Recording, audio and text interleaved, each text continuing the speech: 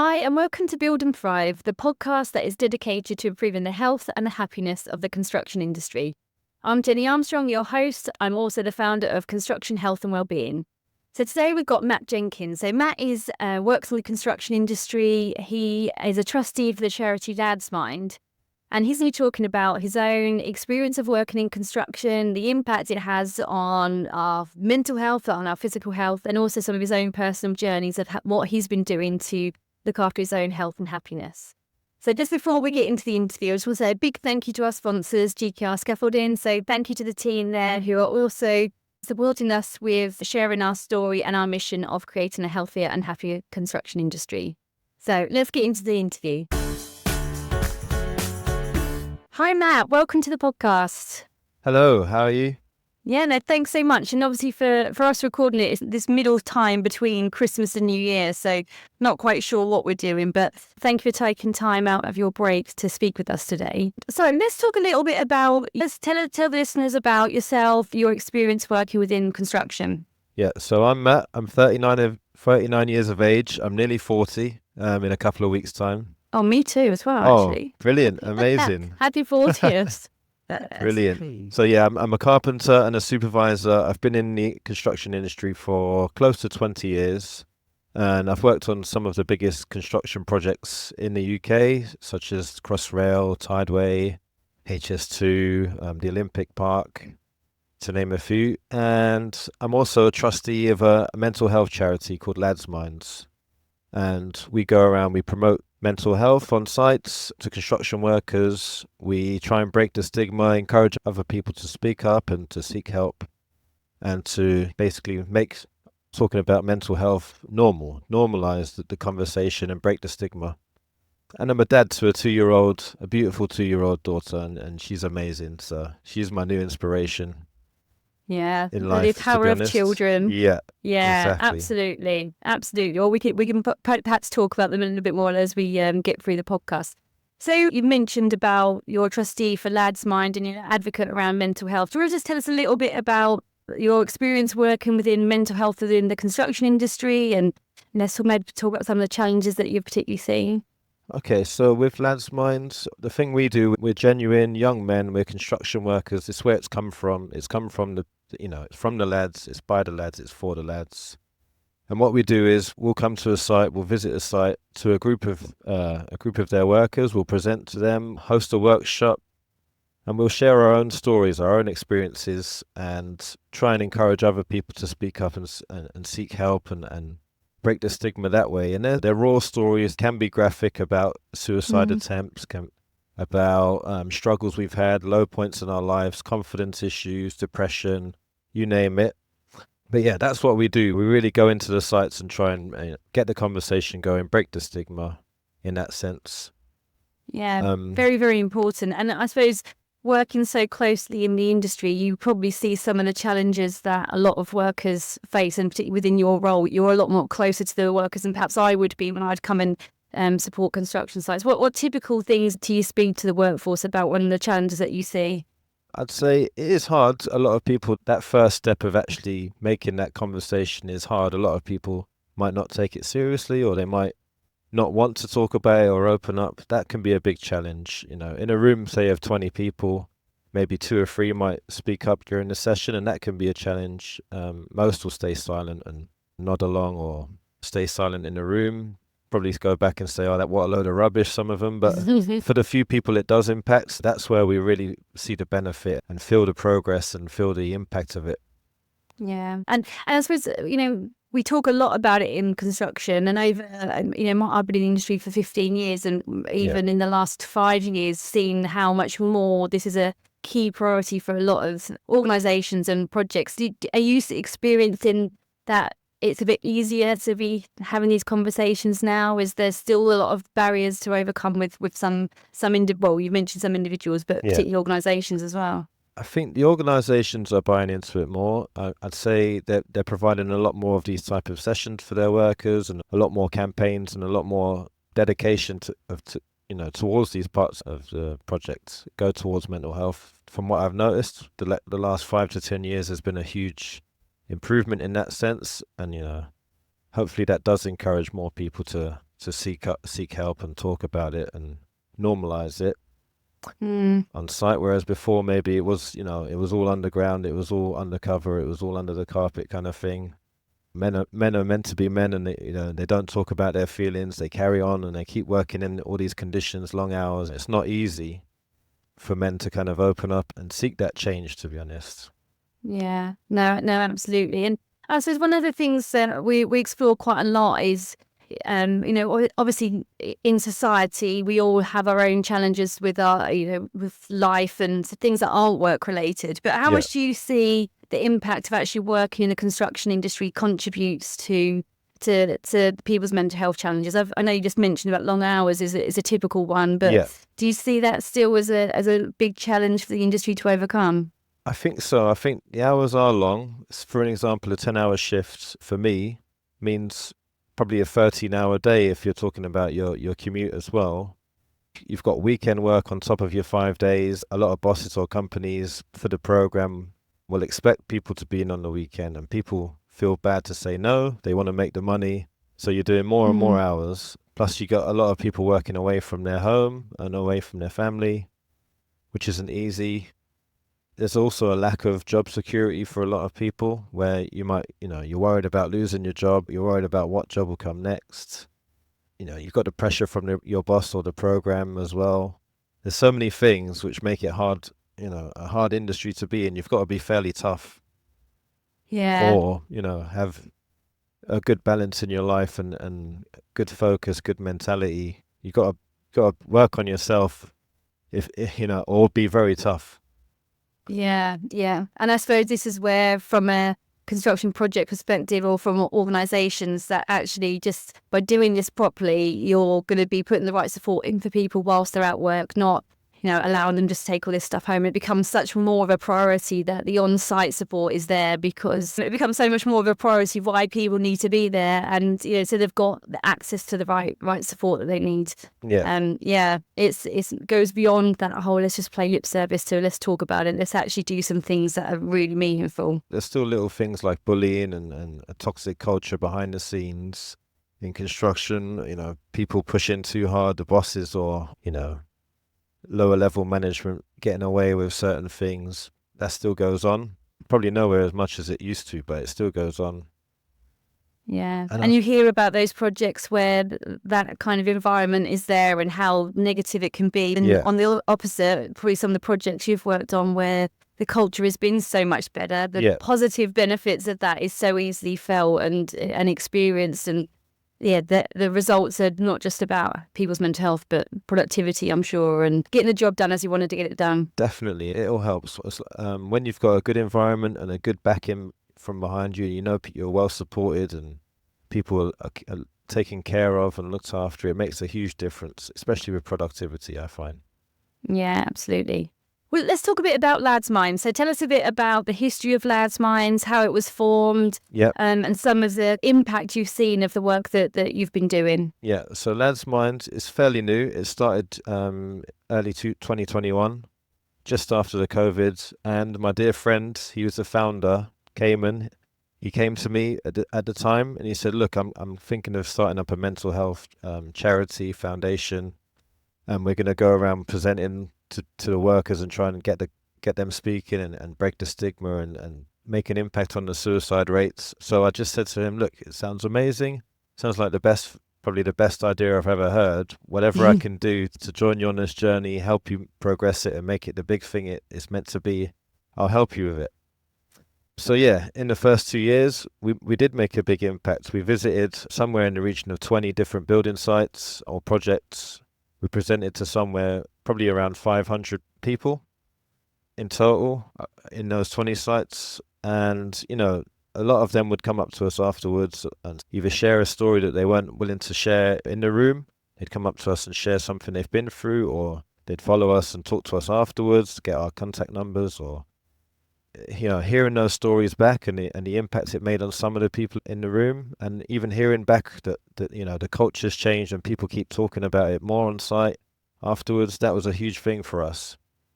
Our big thing is breaking the stigma. We want to normalize talking about mental health, get people to open up and seek help, share when they're going through problems. hopefully that would make an impact on the suicide rates, which are really bad in construction.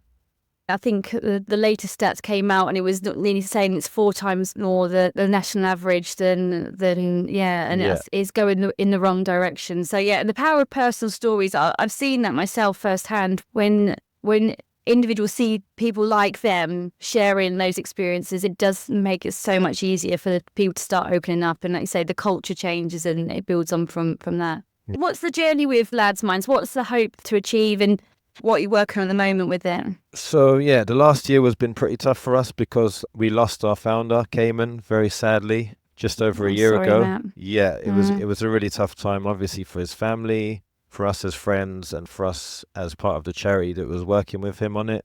It's taken us a long time to kind of bounce back and get the motion rolling and figure out what we've got to do to progress it in that time. But since that time, we did it. Just a few days after his passing and his funeral, we did achieve full charity status. Amazing. So his last action in the charity was actually his last application for the charity, and it got approved successfully in the end. So it's an amazing achievement that he did, and this is his legacy, and everything we do moving forward is for his legacy, and the amazing work that we did together in the beginning. So we hosted a charity football tournament, just gone in August, our first one since his passing, our first event, and it went really well. We had probably close to 100 people turn up, 6 teams played in the event, and it was an amazing day for the charity and everybody who came along. And then we hosted our Christmas party only just a week ago. Our first Christmas party as a charity. Amazing. And you're brilliant. Yeah. There was a good 50 or 60 people turned up for that. There was a quiz on the night, and we raised quite a bit of money in both of these things, which will help us continue on running presentations and events for our supporters, our community, our families, everybody who wants to get involved. Everything that they do to help us and turn up for these events and raise the money really does help us to continue doing it. So that's what we'll be doing in the next year, 2025. We'll be continuing to visit sites. We're open for bookings to come and visit and share our stories and talk to their workers. We'll continue running our social events for our supporters and our community too. So whilst we're on the topic of this booking, then how do people find you if they want to reach out to you to get a booking? Yeah, so you can contact us on our website, ladsminds.com, or our Instagram page is ladsminds32. Or you can contact us on LinkedIn, Lads Minds Charity. We also have a YouTube channel called Lads Minds Mental Health Hub, and you can find us on there. But we'll have links to all of our socials on the website as well, so probably best to start at the website. Yeah, well, I'll add them all into the episode as well, so people can make sure they can follow you as well. Perfect. Okay. Well, and that's one of the things we like to ask our guests, Matt, is talking about an interesting statistical fact that helps motivate them in what they do. Have you got anything that you'd like to share with us? Yeah. Okay. So I found this thing. It just popped out at me recently, and it's called the power of 1%. So doing one thing every day for a small amount of time, adds up to an amazing amount of progress during the year. So, for example, and you could use your own examples here, but these are the ones which are on the thing that popped out to me. So it was 10. Read 10 pages per day, and that will mean that you've read between 10 and 12 books in the year. That tiny bit of learning from daily consistency make a huge impact. And 5, save £5 per day, and that will give you a saving of £1,825 in the year. You could use that to take the family on holiday or invest in a new laptop or something that's going to show for your dedication and your consistency. For those who meditate or those who might want to try it, 10 minutes of meditation per day equals 61 hours in the year dedicated to incredible mental focus. 61 hours is a lot. Yeah, I think that might be one for my list to see if I can try and get those numbers up. I started well last year, but it's easy to drop off. Yeah, exactly. And then document one small win or achievement each year, and that gives you a full year of amazing achievements and progress for 365 days. Yeah, that just popped out to me, the power of 1%. Yeah.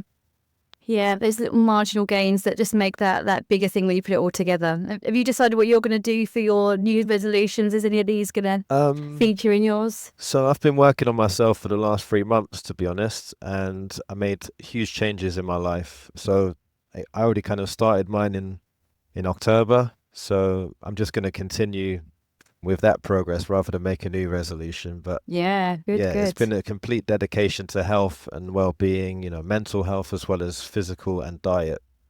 Yeah. And what have you been doing just to do that? I mean, again, this is typical. We talk about construction and the industry doesn't allow you to perhaps do all those good things, eat good food, exercise well. How have you managed to, what have you been focusing on? Yeah, I do find a lot of other workers, they say they have no time for meal preps and healthy eating, for exercise, but I found ways to just kind of sneak it into my daily routine, to be honest, and it's made a huge impact. So at first it started with a challenge for Great Ormond Street Hospital, 100 push-ups per day in the month of October. And at the same time, I decided on that first day that I'm going to cut out sugar and processed foods from my diet. So yeah, cutting 90% of the sugars and the processed food out has made a huge impact in my life over the last 3 months, I'll be honest. Yeah. Well, like energy levels, your mental health, or there's obviously so many links with it. So everything. So I was about 97 kg in mid-July and bloated. You could see in my face, you could see in my body shape that I was bloated. I was stiff. I had no energy. I was feeling burned out all the time. So yeah, at the start of October, I cut the processed foods and the sugars out, and I started doing 100 push-ups per day. Within a month, I could already feel the bloating was half gone.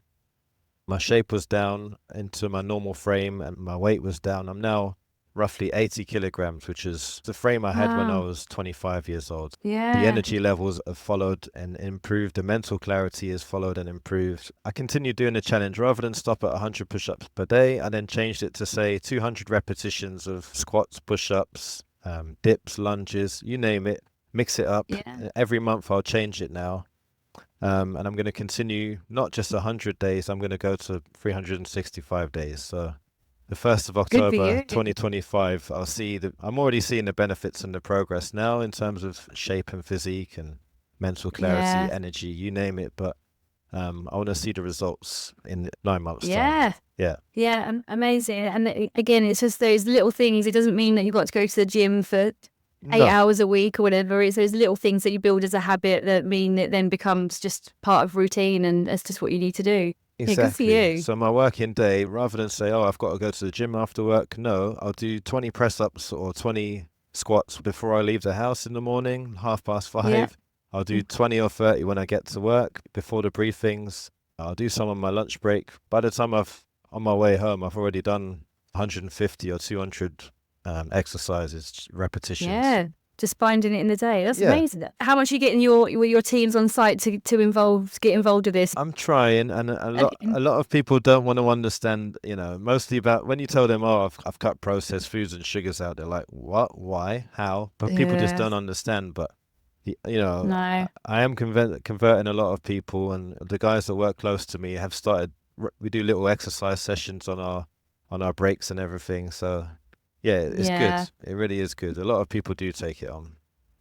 And I think, again, it's when you see the benefits and how much you visually can see someone in front of you that's benefited from it. It's a much easier sell. And I suppose with your daughter and having young children, and I've been so much more aware now about the processed foods and how much food that I give her. Yeah. That they're just like, well, actually, I reckon 80% of her diet could be processed. You really got to be conscious about what you're feeding them. Exactly. Yeah. Exactly. What can we do? It's not just yourself. When you get home, you realize what's going through your family's diet as well. It does concern you, and you do want to tell them to change it. Yeah, and again, I had a guest on last week called Kate Cook, and she was a nutritionist, so she was talking about her experiences in construction, and she was, again, just reflecting on, as an industry, I understand the impact of so much, but the power of nutrition and eating good quality foods on how much that affects your mental health and your productivity, your energy levels, and talk about the balance between health and safety. There's a big part of that again, sometimes we don't enable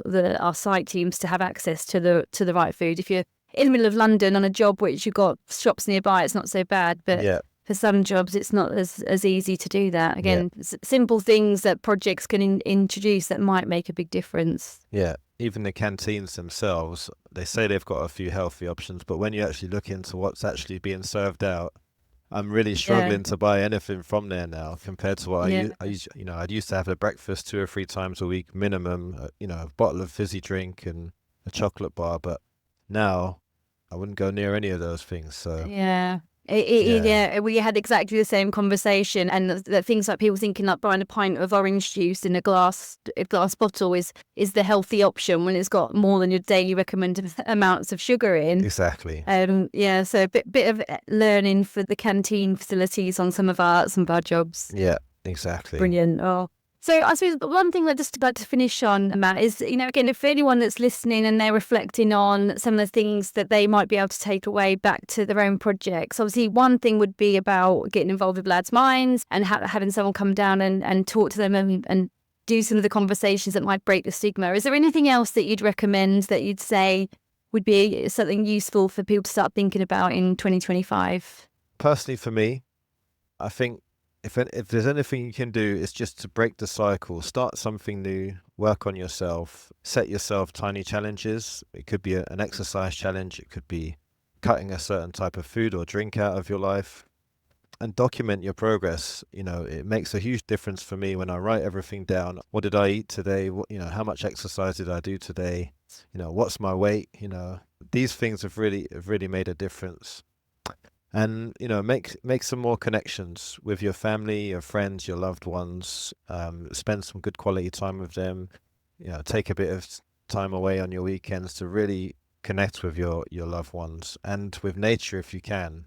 It's I think a lot of people working in our industry do forget what it's like outside in the actual natural world. You go to work, you go to the supermarket, you go to the local park, which is close to nature, but it's not full nature. I read somewhere that in Japan that they don't prescribe medicine for certain things like depression and mental health. They prescribe forest bathing, which means literally a ticket tells you to go and visit the forest and look at the trees and spend a few hours in nature.